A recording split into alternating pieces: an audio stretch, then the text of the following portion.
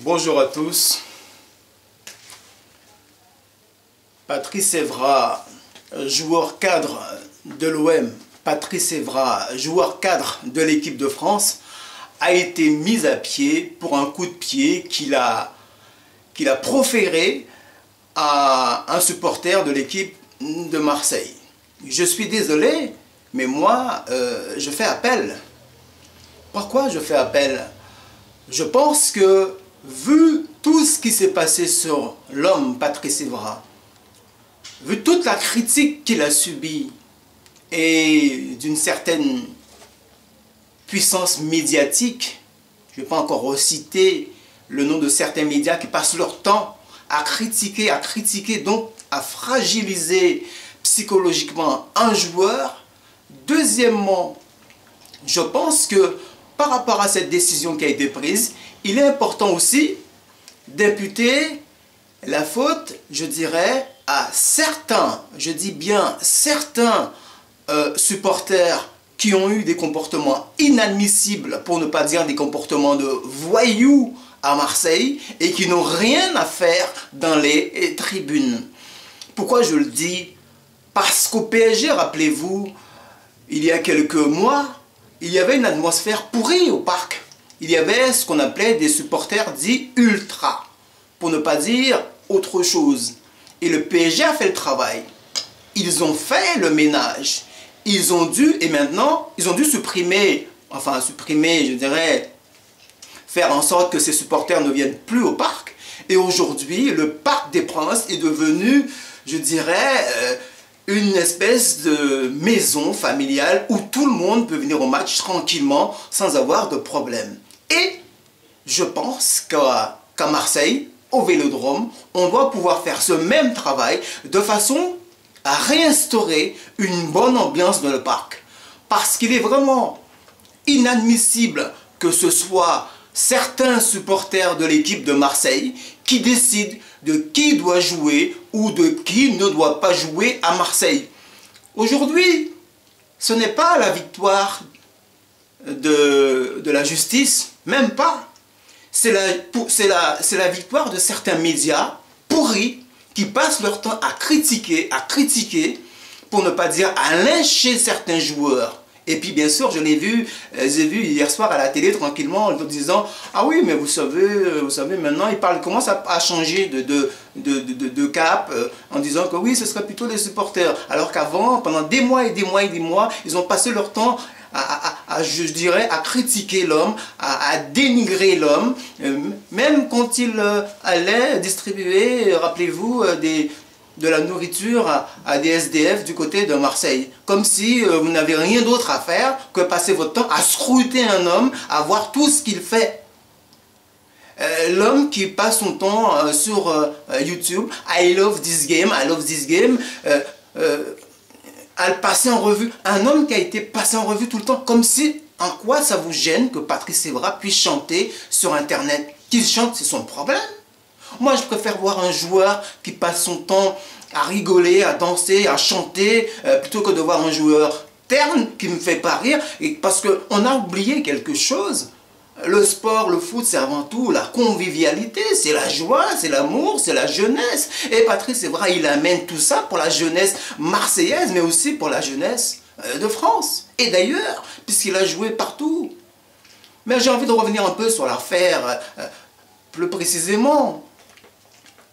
Rappelez-vous, nous avons eu un homme dans le passé qui s'appelait Eric Cantona et qui jouait du côté de Manchester, qui avait été dans les gradins et qui avait été très violent avec certains supporters de Manchester. Avait-il été critiqué comme ça? Est-ce qu'on demandait pratiquement son lynchage, sa mise à l'arrêt? Eh bien non, M. Cantona, à l'époque, il a eu quelques mois de suspension et puis c'est tout. Mais on ne parlait pas de mise à pied, on ne parlait pas de fin de carrière. Or là, nous avons deux médias, pour ne pas les citer, parce qu'ils ne passent leur temps qu'à ça, ils ne vivent que de ça, pour ne pas dire que ce sont de véritables vautours des temps modernes, à vouloir faire la pluie et le beau temps, et après ils s'étonnent. Dernier exemple, lors du dernier match, on a vu un homme comme Kurzawa qui a refusé de parler à ces médias, et ce sont ces mêmes médias qui passent leur temps à se plaindre. À un moment donné, vous comprenez bien que si vous passez tout votre temps à critiquer certains joueurs, qu'ils aient la volonté de ne pas vouloir vous parler et que c'est tout à fait normal. Non, ils trouvent encore le moyen de détourner le comportement du joueur en disant que c'est lui qui n'a pas un comportement, je dirais, normal. Pourquoi? Parce que M. Kurzawa refuse de venir nous parler. Mais quelle hypocrisie!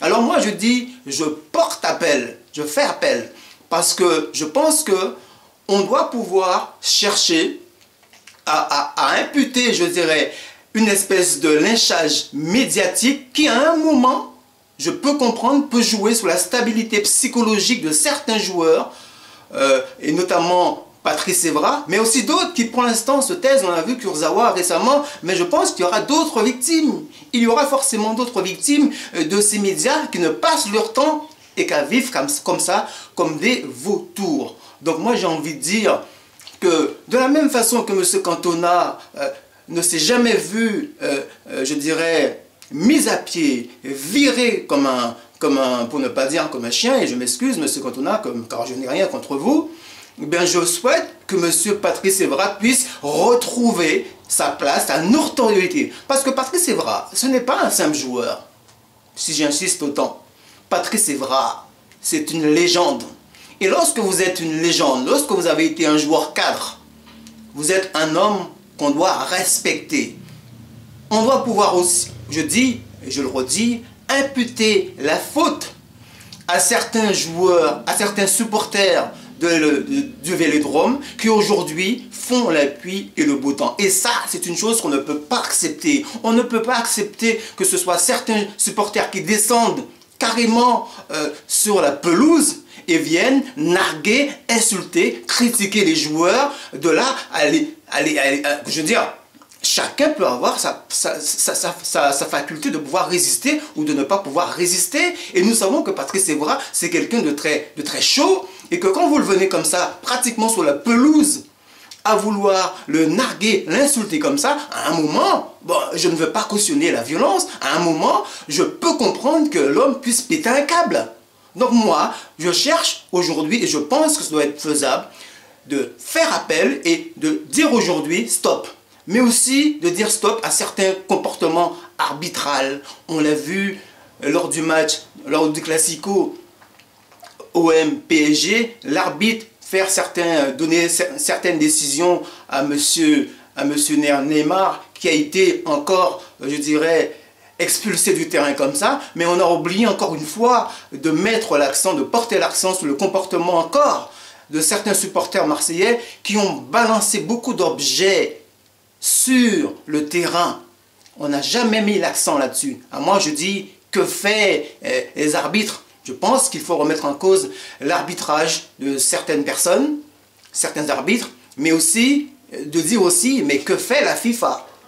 Que fait la FIFA? La FIFA doit aujourd'hui mettre de l'ordre là-dedans, et je pense que Patrice Evra, ce qui s'est passé, doit pouvoir servir, comme on dit au niveau judiciaire, de précédent, de façon à ce que ça puisse plus se reproduire. Donc je le redis, je fais appel. Parce que si Patrice Evra doit être mis à pied, viré comme un malpropre, comme un chien par certains médias, parce que c'est eux qui ont été les tribunaux là-dedans, ces médias-là, M. Cantona, lui, n'a jamais été viré comme un sale chien comme ça. Ça, c'est une chose qu'on ne peut pas accepter. Je le dis franchement, même si je ne peux ne pas apprécier le coup de pied qu'il a fait. Donc voilà. Et deuxième chose, on doit pouvoir aussi mettre dorénavant, par rapport à ce qui s'est passé, la faute du supporter qui à un moment joue sur le psychologique du joueur, de là à le pousser à péter un câble. Et ça, c'est une chose qui doit être défendable en justice. Donc je dis, la FIFA doit pouvoir revoir cette affaire-là et de dire aujourd'hui de façon...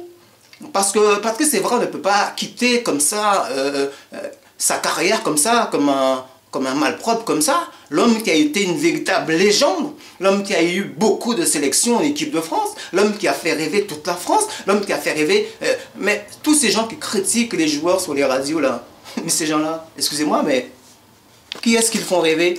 Ils ne font rêver personne, mais c'est eux qui servent pratiquement de tribunaux aujourd'hui sur la toile, dans les radios, dans les médias. Et ça, je pense que c'est une chose qu'on ne peut pas accepter. Et moi, je vous le redis, monsieur, je crois, Garcia, donc vous êtes entraîneur de l'équipe de Marseille, vous ne pouvez pas accepter cette décision-là. Parce que si vous acceptez cette décision-là, eh bien, ce sera une victoire des médias pourris. Et deuxièmement, ce sera la victoire de certains supporters qui sont aussi pourris, qui font la pluie et le beau temps à Marseille, parce qu'on ne peut pas accepter que ce soit les supporters marseillais qui puissent décider de qui doit jouer à Marseille et de qui ne doit pas jouer à Marseille. Je pense qu'on doit pouvoir faire de l'ordre là-dedans. Moi, si j'étais vous, monsieur Garcia, j'aurais montré que, ouais, voilà, en dépit de tout ce qu'on dit, tout ce qu'on peut penser, tous ces pouvoirs médiatiques pourris contre ces gens-là, et moi, je fais jouer parce que c'est vrai. Et je pense que si vous faites jouer parce que c'est vrai, monsieur Garcia, et cela, et tout en gardant votre place à l'OM parce que vous le méritez, eh bien, vous aurez montré que c'est vous qui avez gagné, et que c'est vous aussi qui faites la sélection sur le terrain, et non pas les supporters. Merci à vous.